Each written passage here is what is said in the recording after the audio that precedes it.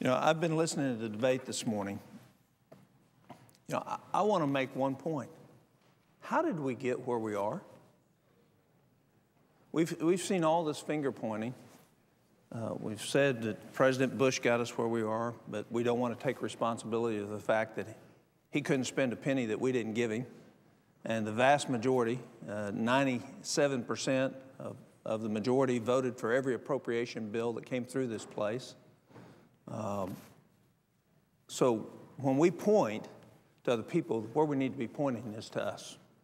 The vast majority of the majority party voted against every amendment. I offered over $10 billion per appropriation cycle on the bills. The vast majority voted against the cut. So I think it's probably, if we're going to point to a pox on a house, it ought to come right here.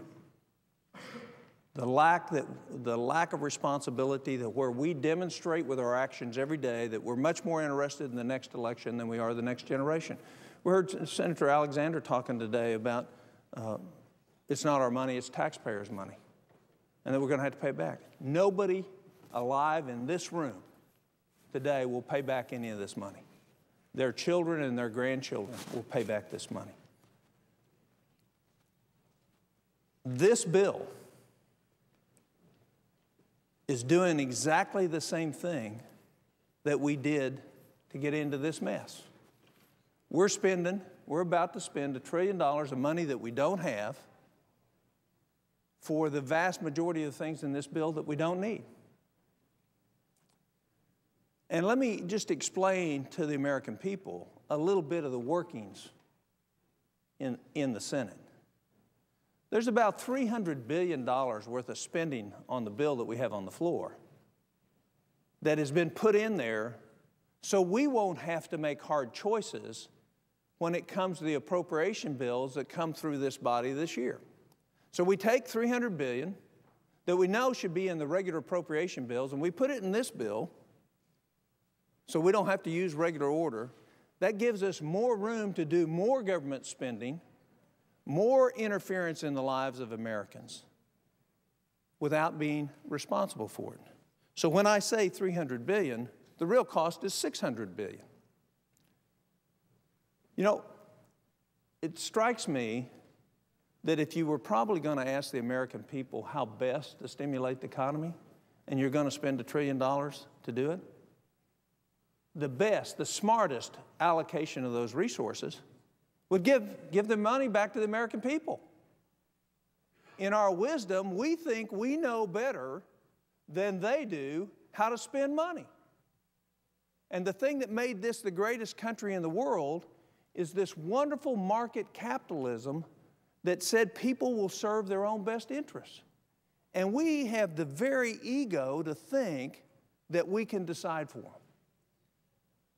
I think we need some stimulus. I don't disagree with that.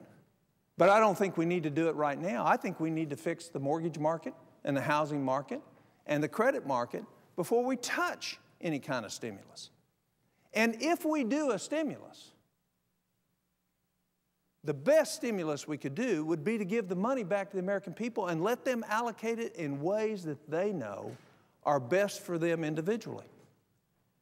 That proposal was rejected out of hand. Now, why would that be rejected? Because we have this false sense that Washington knows better. Well, I would tell you the predicament that we're in proves that we don't. We don't know better. We haven't got a clue. And when we bring a $900 billion spending bill to the floor, and we've accepted one amendment to cut $246 million out of it, we have had votes, both voice votes and recorded votes, on less than 20 amendments. And we're told by the majority leader that we have to finish up so we can get to conference. This bill ought to have 1,000 amendments on it. If we're truly going to do the work of the American people, we ought to debate this bill line by line. I will not agree to any unanimous consent until the next 15 amendments that I've got have a scheduled time to be brought up so the American people can hear of all the stinky stuff that's in this bill. The biggest earmark in history is in this bill, $2 billion. There are tons of things that need to come out of this bill. And as the American people have learned what's in this bill, their common sense, which is on a one-for-one basis, 1,000-fold greater than our common sense as senators, is being totally ignored. And that's why the people in this country routinely are rejecting this bill now.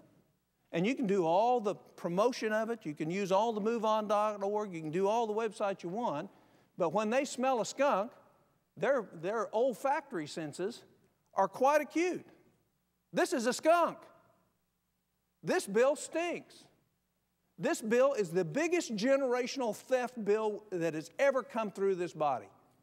And what I mean is we have a standard of living in this country that's 30% greater than anywhere in the world, and it'll guarantee, this bill will guarantee your children and grandchildren will lose every bit of that edge.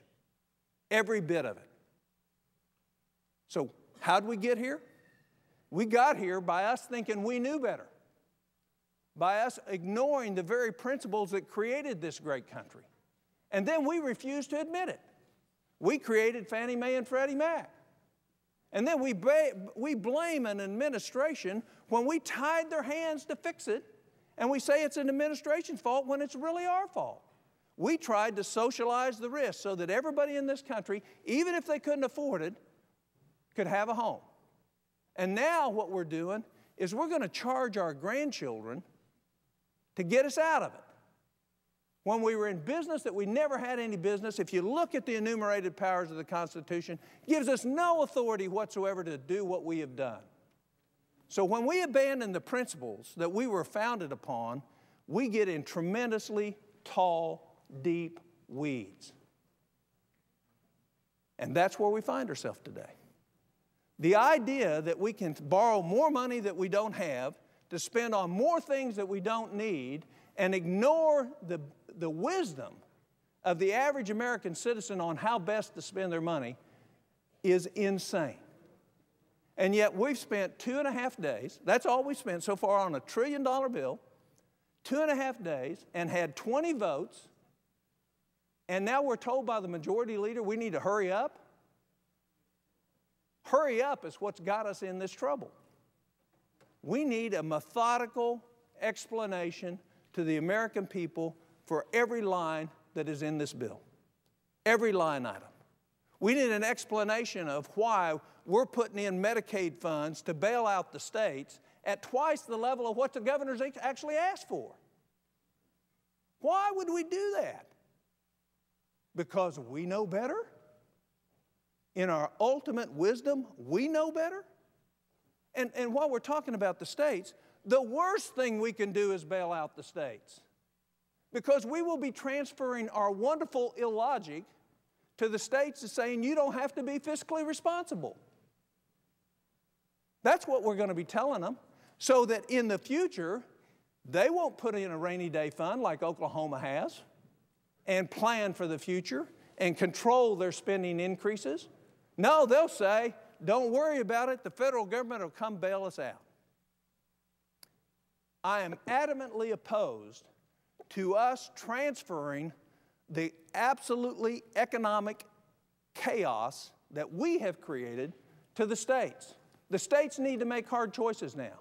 We need to do what we need to do, which is fix housing, fix mortgages, fix the banking system, and when we've done that, which will fix all these other problems, then come with a real stimulus that allows American people, the American people, much like what the majority of the McCain bill does, to decide how they're going to spend the money. And since we're so down on the business sector in this country that creates all the jobs, small business and large business alike, why don't we think about maybe having a competitive tax on our corporation that is competitive with the rest of the world? No, what do? We have one 10% higher than anybody else in the world.